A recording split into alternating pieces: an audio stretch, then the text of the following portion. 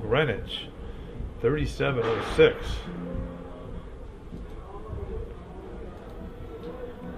The top time in Connecticut, that would put him Connecticut number 3.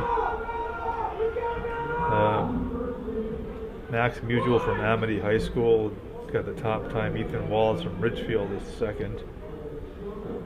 So that was the top 3 Connecticut time you saw. Where does Alana fit in among the boys? I'm sure it's pretty high up.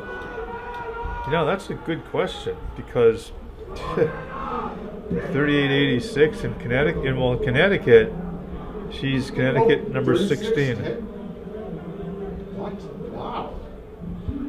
Well, we just blew apart the top 6 then. Yep. 2 guys qualifying there.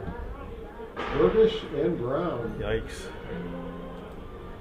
Yep, that shakes it up.